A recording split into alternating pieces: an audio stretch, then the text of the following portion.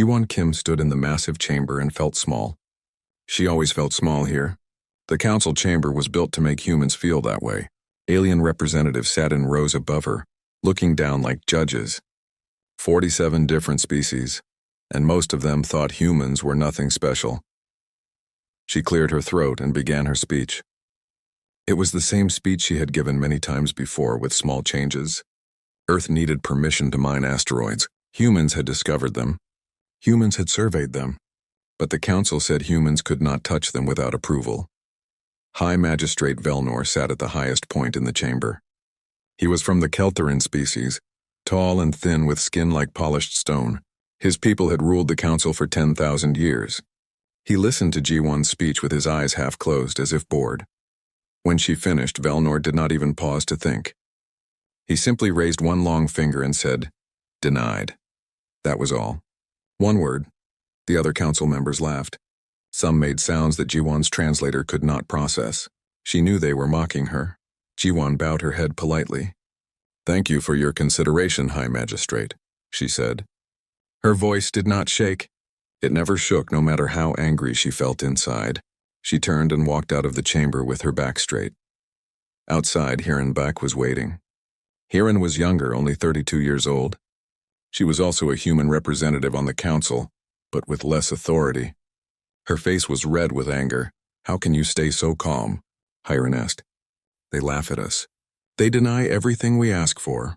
We have been here for 47 years and nothing changes." Jiwon placed a hand on Hiran's shoulder. "Because getting angry changes nothing," she said quietly. "We must be patient. We must show them we are civilized." "For how long?" Hiran asked. "How long do we keep being patient while they treat us like children?" Jiwon did not answer. She did not know the answer anymore. Far from the council station, Captain Minsu Park walked through his ship. The UNS Indomitable was one of only 12 warships humans were allowed to have. It was a good ship, but small. Other species had hundreds of warships. Some had thousands. Minsu stopped at a window and looked out at space. In the distance, he could see a council patrol ship following a human cargo vessel. The patrol ship was 3 times larger. It stayed close, watching like a predator following prey. "Captain," a voice said behind him. Minsu turned to see Lieutenant Yuna Song. She was young but skilled. She had been trained since childhood for military service. "What is it, Lieutenant?" Minsu asked. "That patrol ship is harassing our cargo vessel again," Yuna said. Her jaw was tight with frustration. "They are scanning them, demanding to see their cargo manifest. This is the 3rd time this week." Minsu nodded slowly. "I know. Why do we not do something?" Yuna asked. "We have weapons." "We could tell them to back off. And then what?" Minsu asked. He kept his voice gentle. "We are one ship. They have thousands. If we start a fight, we lose. Not just us, but all of humanity. We cannot protect Earth if we are destroyed." Yuna looked down at her feet. "I understand, sir, but it feels wrong to do nothing." "I know," Minsu said, "but sometimes doing nothing is the smart choice. We wait, we watch, we learn, and when the time is right, we act." Yuna saluted and left. Minsu returned his gaze to the stars. He wondered how much longer humans could keep waiting. On Earth, in a secret facility deep underground, Director Seok Lee sat in a dark room. Screens surrounded him, showing data that very few people were allowed to see. He was the head of Earth's Strategic Intelligence Agency. His job was to keep humanity safe by knowing everything about their enemies. A door opened and Dr. Hana Choi entered. She was a scientist who studied alien species. She had been analyzing council records for 2 years looking for patterns. "Director," Hana said, sitting down across from him. "I found something interesting." Seok leaned forward. "Tell me." "The council has done this before," Hana said. She pulled up files on her tablet and showed them to Seok. 23 times in the past 5,000 years, a new species joined the council. Each time, the council put restrictions on them. Trade limits, territory limits, military limits, just like with us. "And what happened to those species?" Seok asked. "Most of them stayed weak," Hana said. "They obeyed the rules. They never grew strong. But 7 species tried to break free. They demanded equality. And?" Seok asked, though he already knew the answer. "The council crushed them," Hana said. "Every single one. They used the same tactics each time. Blockades, economic pressure. Then military force if needed. The council is very good at destroying species who challenge them. Siak was quiet for a moment. Then he smiled, but it was not a happy smile. Good, he said. Hana looked confused. Good? How is that good? Because they do the same thing every time, Siak said. That means they are predictable. And if they are predictable, we can beat them. He stood up and walked to a large screen on the wall. He pressed a button and the screen lit up with an image of space. Hundreds of dots appeared, scattered across the darkness. What am I looking at? Hana asked. Ships, Siak said. Human ships. 847 of them, to be exact. Hana's eyes went wide. But we are only allowed 12 warships. The council allows us 12 warships, Siak corrected. They do not know about these. We have been building them in secret for 20 years. Hidden shipyards. False reports. Careful planning. That is against council law, Hana whispered. Yes, Siak agreed. And so is destroying civilian colony ships. So is denying us basic rights. So is treating us like primitives. The council breaks their own rules whenever it suits them. Why should we be different? Hana stared at the screen. When will we use them? When we have to, Siak said. When there is no other choice. When patience finally runs out. Back at the council station, Ji-won sat alone in her quarters. She had a glass of water in her hand, but she was not drinking it. She was thinking about her daughter back on Earth, thinking about all the humans who trusted her to protect them. Her communication device beeped. She picked it up and saw a message marked urgent.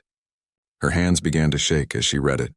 The UNS New Hope, a colony ship carrying 2,300 civilians, had been destroyed. The council claimed it had violated territorial restrictions. They said it was the humans' fault. 2,300 people, families, children, all dead. The glass slipped from Ji-won's hand and shattered on the floor. For the first time in her career, she did not clean it up. She just sat there staring at nothing, feeling something break inside her that had nothing to do with glass. Patience had its limits, and humanity had just reached theirs. The funeral was held 3 days later. Every human settlement watched it on their screens. Space stations, colonies, ships. Even the people living on Earth 12 light-years away from where the New Hope had died. Captain Min-soo Park stood at a podium. Behind him floated 2,300 photographs. The faces of the dead, men, women, children, all of them had wanted a new life on a new world. Now they would never see anything again.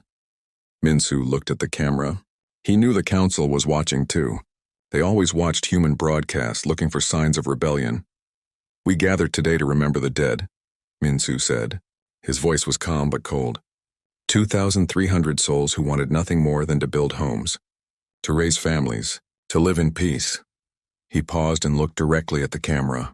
The council says they violated territorial law. The council says it was their own fault. The council says we should have taught them better. Another pause. Longer this time. I want to tell you about human history, Min-soo continued. We have fought many wars. We have killed each other over land, resources, beliefs. We have made terrible mistakes. But we learned something from all that blood. We learned that patience is not the same as weakness. We learned that silence is not the same as acceptance. We learned that some things are worth fighting for even when the fight seems impossible. Min-soo's expression did not change, but his words carried weight. The people on the New Hope understood this. They knew the risks. They went anyway because they believed in a better future. They died for that belief. We will not forget them, Min-soo said, and we will not let their deaths mean nothing. The broadcast ended. Across human space, people sat in silence. Some cried. Some prayed. Some got angry, but all of them understood that something had changed. Ji-won watched the funeral from her quarters on the council station. When it ended, she stood up and walked to her mirror. She looked at herself for a long time. The woman staring back at her looked tired. Older than her years, she had spent 15 years being patient, 15 years bowing and scraping, 15 years pretending that insults did not hurt. And for what? So the council could kill humans whenever they wanted? No, enough was enough. Ji-won requested an emergency council session. To her surprise, High Magistrate Velnor agreed. He probably thought it would be entertaining to watch her beg for justice. The next day, Ji-won entered the council chamber. Hyerin walked beside her. Both women wore black, the human color of mourning. The other council members noticed but said nothing. Ambassador Kim, Belnor said from his high seat. You requested this session. Speak. Ji-won walked to the center of the chamber. She did not bow this time. 3 days ago, you destroyed the UNS New Hope. You killed 2,300 civilians. You claim they violated territorial law. They did violate the law, Trade Minister Quillax said. He was from the Plick species, short and round with too many eyes. The law is clear. They entered restricted space. The space they entered was empty, Ji-won said. Her voice was steady. No one lives there. No one uses it. You claimed it simply to limit human expansion. The law is the law, Quillax repeated. Then change the law, Ji-won said. She pulled out a data pad and held it up. I have evidence here. Evidence that shows the Council systematically restricts new species. Evidence that shows you have destroyed 23 civilizations over 5,000 years. Evidence of corruption, lies, and murder. The chamber erupted in noise. Some council members shouted denials. Others demanded she stop speaking. But Ji-won's voice cut through the chaos. I am broadcasting this session to every species in the galaxy, she said. You cannot silence me without proving I am right. Belnor raised his hand and the chamber fell silent. He looked at Ji-won with cold eyes. You dare accuse this council of crimes? I do not accuse, Ji-won said. I present facts. Dr. Hana Choi of Earth has analyzed your own records. Everything I say can be verified. A screen appeared in the chamber and Hana's face looked out at them. She sat in a laboratory back on Earth surrounded by data. She began to speak, presenting her research clearly and calmly. Names of destroyed species. Dates of attacks. Records that the council thought were hidden. Some council members looked uncomfortable. Others looked angry. But none of them could deny what Hana showed them. The evidence was too strong. When Hana finished, Ji-won spoke again. Humanity demands justice. We demand full council membership with equal rights. We demand the removal of all restrictions. We demand reparations for the New Hope. And we demand that the council face consequences for its crimes.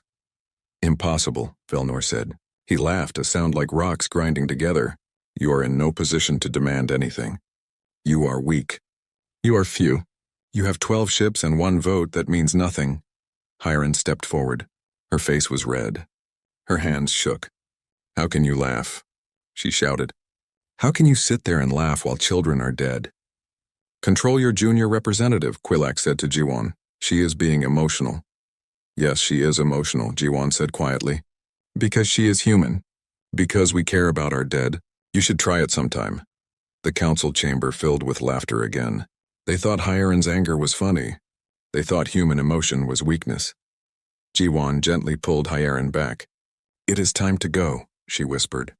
They turned and walked toward the exit. Ambassador, Belnor called out, do not bother requesting another session. Your demands are rejected.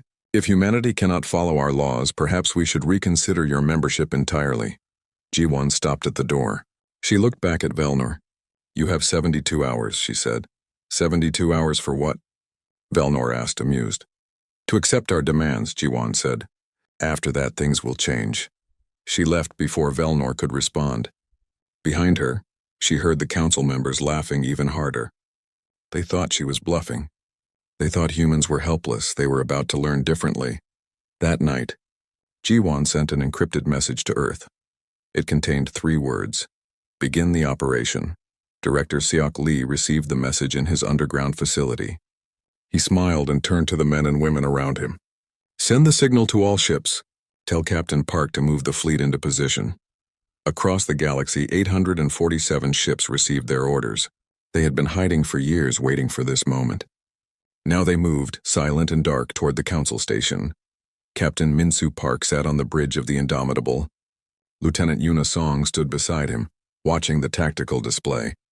Sir, she said quietly, all ships are responding. They are moving into formation. Good, Min-soo said. He pressed a button on his chair and his face appeared on every human ship. All vessels, this is Captain Park. For 47 years we have waited. For 47 years we have been patient. Today we show the council that patience has limits.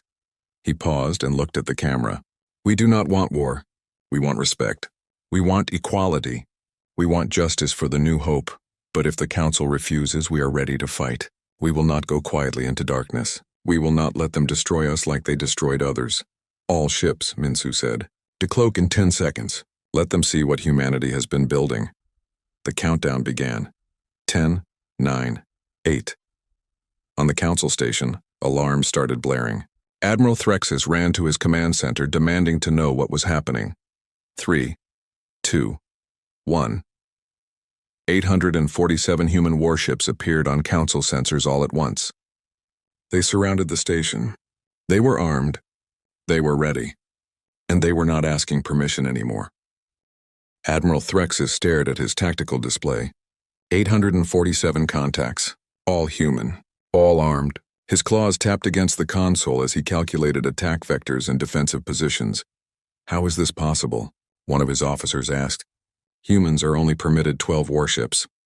Obviously, they have been building in secret, Threxus said. His species, the Dragoth, were warriors. He understood military strategy. He also understood when an opponent was prepared. Send a message to High Magistrate Velnor. Tell him we have a situation. In the council chamber, Velnor received the news. His stone-like face showed no emotion, but inside he felt something he had not felt in centuries. Concern. Call an emergency session, he ordered. All council members immediately. Within an hour, the chamber was full. Representatives from all 47 species gathered. The screens showed images of the human fleet. Some council members looked worried. Others looked angry. This is an act of war, Trade Minister Quillax declared. We should destroy them immediately, can we?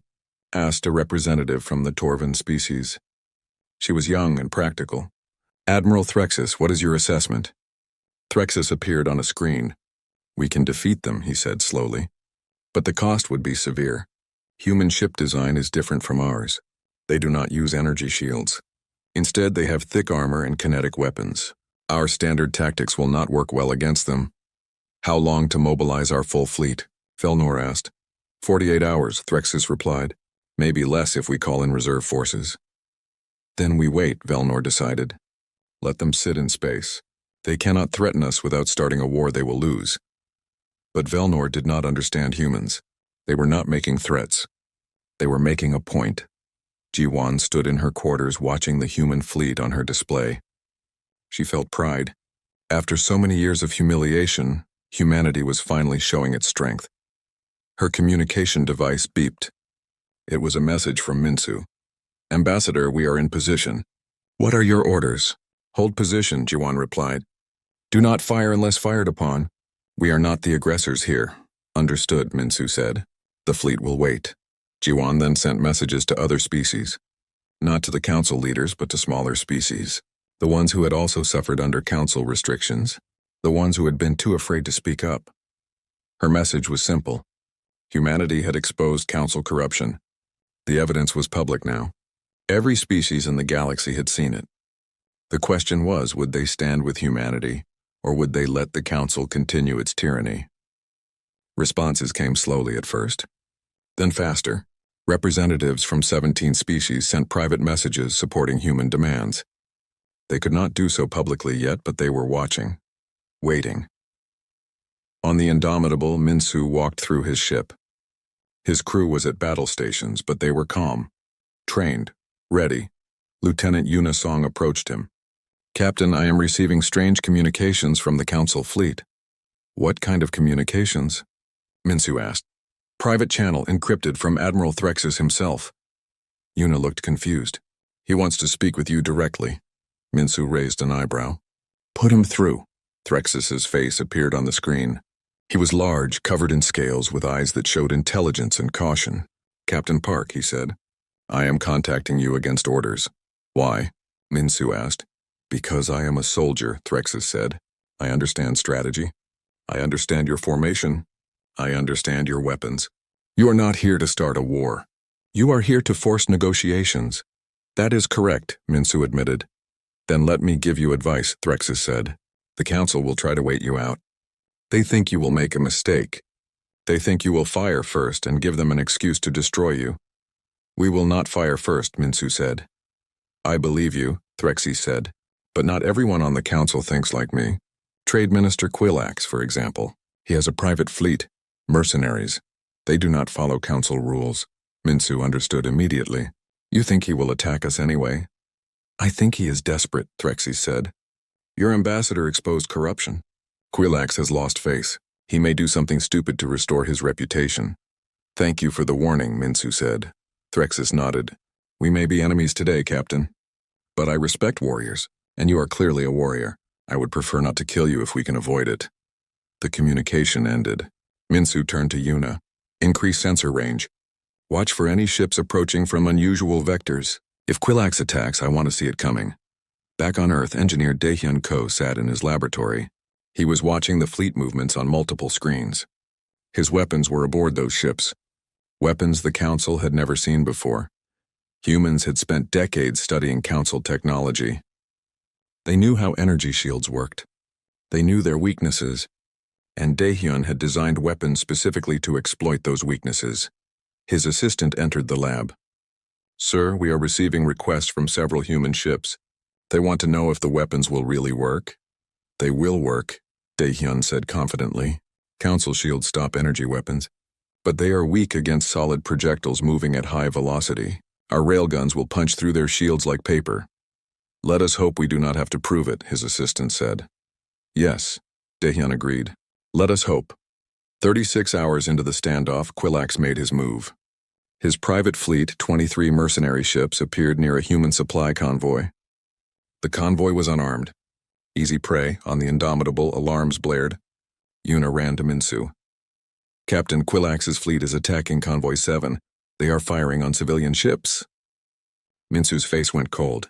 How long to reach them? 3 minutes at maximum speed, Yuna said. All ships, Minsu ordered. Battle formation. Protect the convoy. This is not a drill. The human fleet moved like a single creature. 847 ships changed course and accelerated. They reached the convoy in 2 minutes and 40 seconds. Quilax's mercenaries had destroyed one human cargo ship and damaged another. They were lining up for a third attack when the human warships arrived. This is Captain Minsu Park of the UNS Indomitable, Minsu broadcast. You have attacked civilian vessels. Stand down immediately or we will respond with force. The mercenary commander laughed. You are outnumbered, human. We have council authorization. Leave now or join your cargo ships. Minsu looked at Yuna. She nodded. Target all enemy ships, Minsu ordered. Weapons free. The battle lasted 47 seconds. Human railguns fired solid projectiles at incredible speed. The mercenary shields flickered and failed. Hull breaches appeared across their fleet. Systems overloaded. When the firing stopped, all 23 mercenary ships were drifting hulks. Their crews were dead or dying. Not a single human ship had been damaged. Across the galaxy, every species watched the battle recording. They had seen Council forces lose before, but never this quickly, never this completely. Minsu broadcast a message to the Council station. This was self-defense. Your trade minister ordered an attack on civilians. We responded appropriately. We do not want war, but we will not be victims. The 72 hours are not over yet. You still have time to negotiate. In the council chamber, Velner stood slowly. For the first time in his long life, he realized he had made a terrible mistake. Humanity was not weak. They were not primitive. They had been patient because they were preparing. And now that preparation was complete. The question was no longer whether the council could defeat humanity. The question was whether the council could survive trying. The council chamber was in chaos. Representatives shouted at each other in dozens of languages. Some demanded immediate military action against humanity. Others called for negotiations. A few quietly began planning their own survival if the council collapsed. High Magistrate Velnor tried to restore order, but his authority was crumbling. For 10,000 years, his species had ruled through fear and tradition. Now both were failing. Silence, Velnor commanded. The chamber quieted slightly. We must vote on military action. Admiral Threxus has mobilized the full council fleet. We can crush the human rebellion in days. A representative from the Torvan species stood up.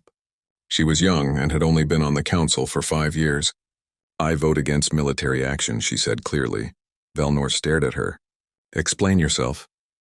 The humans showed us evidence of council corruption, she said. 23 species destroyed over 5,000 years. My own species nearly became number 24. We remember the restrictions you placed on us. The threats, the pressure to obey. Other representatives nodded. One by one, Species that had suffered under council control began speaking up. The Marvik, the Quailoth, the Hirani, all of them had stories of oppression. "This is irrelevant," Trade Minister Quillax shouted. "The humans broke the law. They built illegal warships. They attacked council forces."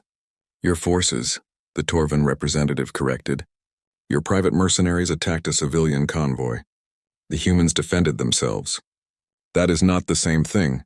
The chamber erupted again. Belnor called for a vote. The results shocked him. 23 species voted against military action. 17 abstained.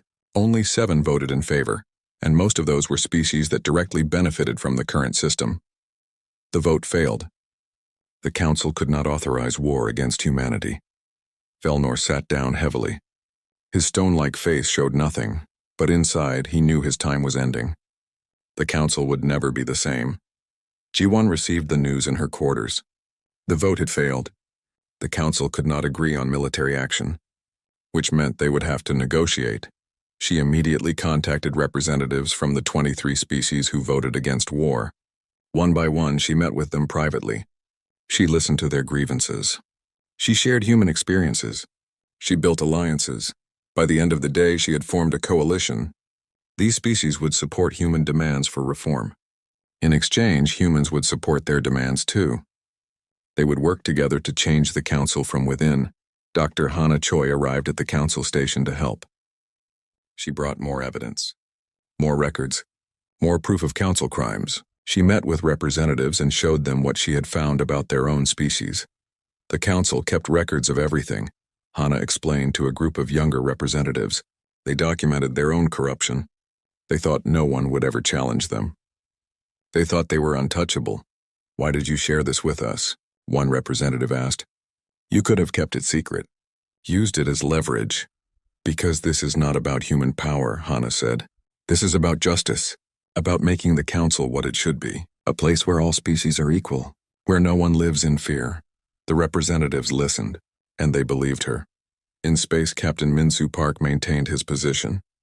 The human fleet stayed ready but did not move aggressively. They had proven their strength. Now they showed their discipline.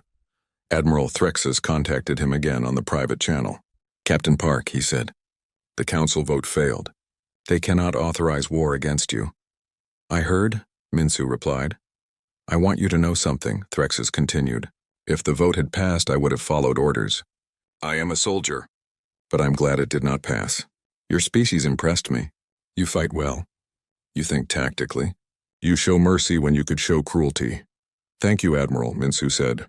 "Your species impresses me too. You are honorable. I hope we can be allies someday instead of enemies." "Perhaps," Threxus said. "The galaxy is changing. Old ways are dying. New ways must take their place." On the bridge of the Indomitable, Lieutenant Yuna Song watched the council fleet on her sensors. They were pulling back slightly, not retreating but not advancing either. Awaiting position. "Captain," she said, "do you think this will really work?" "Can we change the council without a war?" Minsu thought for a moment. "War is easy," he said. "Any fool can start a war. Making peace? That is hard. That requires patience, wisdom, and courage.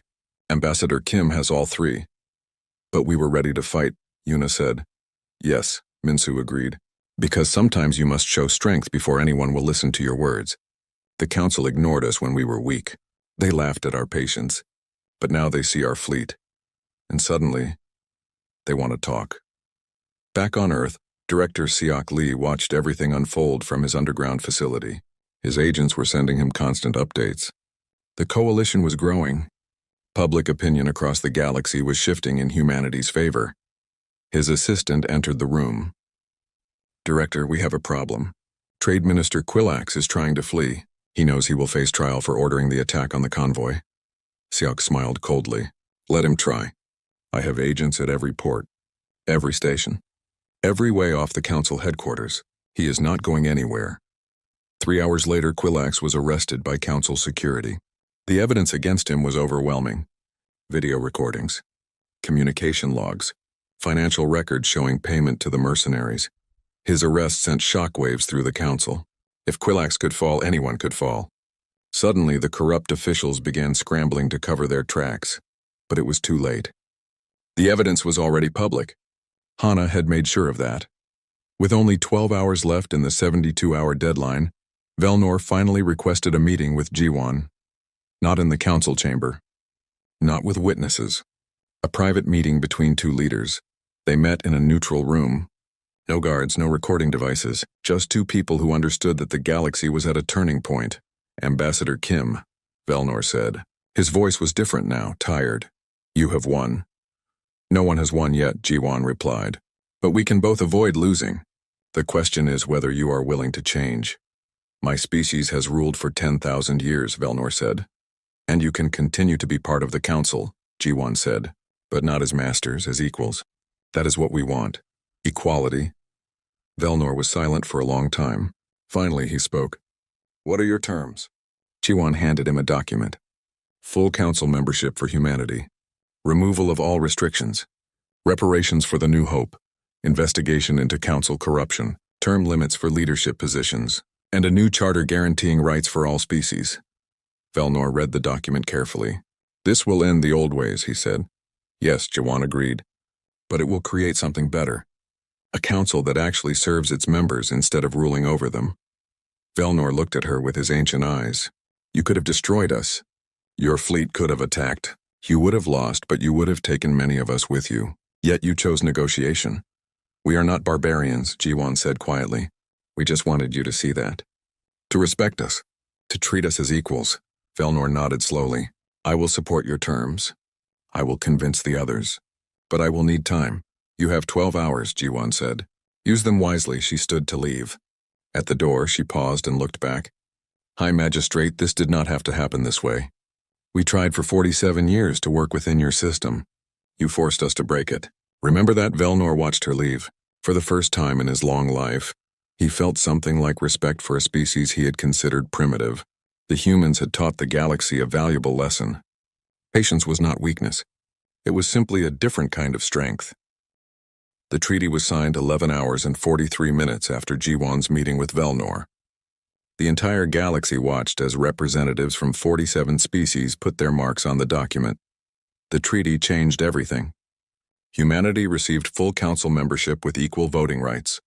All restrictions on human expansion were removed. The families of those who died on the New Hope would receive compensation. And most importantly, the council itself would be reformed. Term limits were established. No species could hold the position of High Magistrate for more than 20 years. An independent oversight committee would investigate corruption. Smaller species would have guaranteed representation. Velnor signed the treaty himself.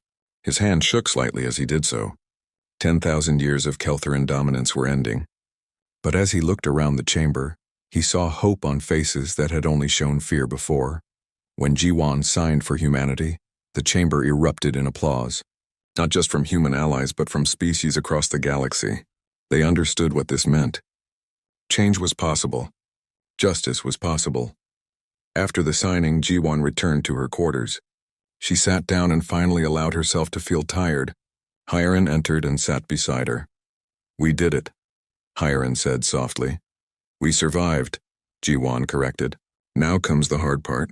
Building something better. Do you think it will work? Hiren asked. Do you think the council will really change? Jiwan was quiet for a moment. It will not be easy. There will be resistance. Old habits die hard. But yes, I think it will work. Because now the whole galaxy is watching, they will hold the council accountable. In space, Captain Minsu Park ordered the human fleet to stand down. The ships began their journey back to human territory. They had come prepared for war but left with peace. Lieutenant Yuna Song approached him on the bridge. Captain Admiral Threxus is requesting permission to speak with you. Minsu smiled slightly. Put him through. Threxus appeared on the screen. Behind him, Minsu could see the council fleet also standing down. Captain Park, Threxus said, I am contacting you with an official request. What kind of request? Minsu asked. The council is creating a new integrated defense force, Threxus explained. Ships from multiple species working together. We need human tactical knowledge. We need officers who understand your methods. Would you be willing to send some of your people to help train us? Minsu looked at Yuna. She nodded eagerly. Admiral, Minsu said. It would be an honor. Lieutenant Song here would be excellent for that assignment. Excellent, Threxus said. Perhaps someday our species will fight together instead of against each other. I hope so, Admiral, Minsu replied. I truly hope so. On Earth, Dr. Hana Choi stood before a gathering of scientists from 17 different species. She was establishing the Institute for Interspecies Understanding, an organization dedicated to cultural exchange and education. We almost went to war, Hana told the assembled scientists. We almost destroyed each other. Why? Because we did not understand each other. Because we saw differences as threats instead of as gifts. She gestured to the diverse group before her. This institute will change that. We will study each other's cultures. We will learn each other's languages. We will teach our children that diversity makes us stronger, not weaker. One of the alien scientists raised a question. Dr. Choi, why did humans choose to share your research? You could have kept it secret. Used it as power, Hana smiled. Because knowledge is not meant to be hoarded. It is meant to be shared. That is how we all grow. That is how we all become better. Director Seok Lee remained on Earth, but his role changed. Instead of gathering intelligence for conflict, he now coordinated information sharing between species. The spy became a diplomat. He sat in his office reviewing reports from across the galaxy. Most were positive. The reforms were working. Species were cooperating. Trade was increasing.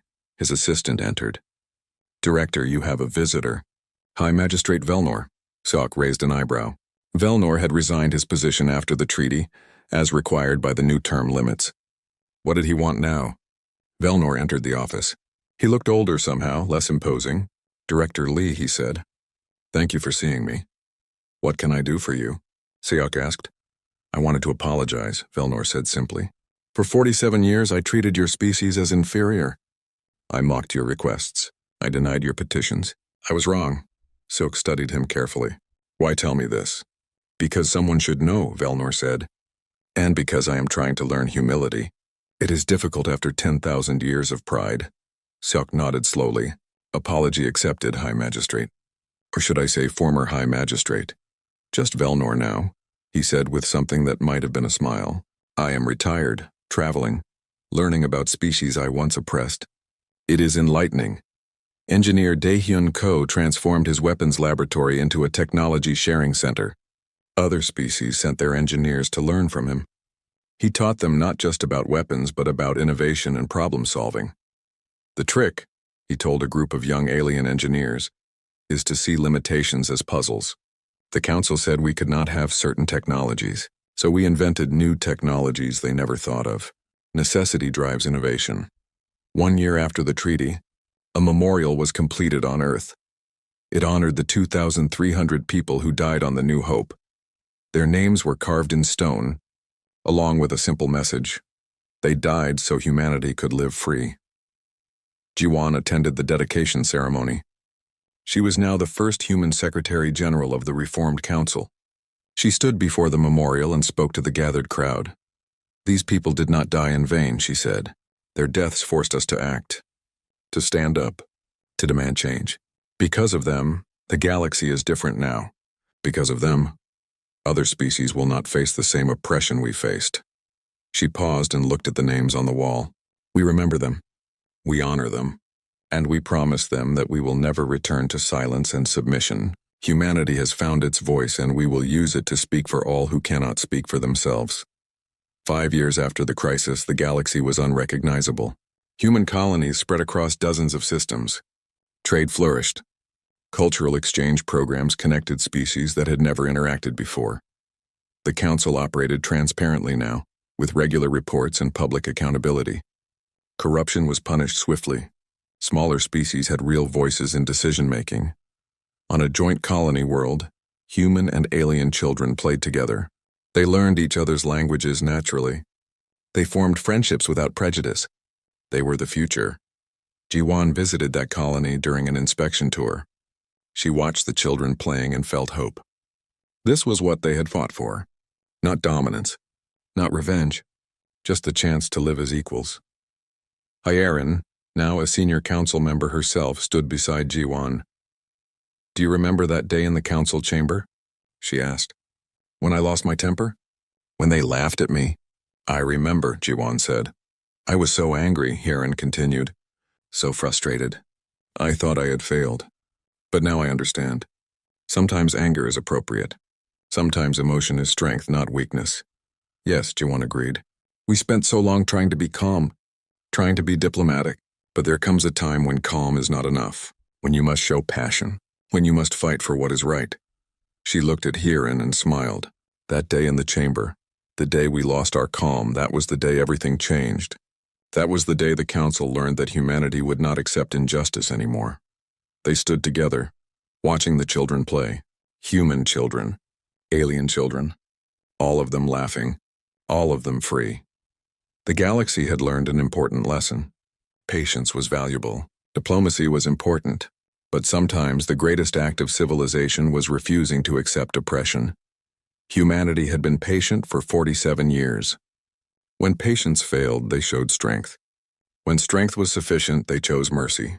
And when given the chance to rebuild, they chose justice over revenge. That was the real victory. Not military triumph, not political dominance, but the choice to make the galaxy better for everyone, not just for themselves. The day humanity lost its calm before the council was the day the galaxy began to heal.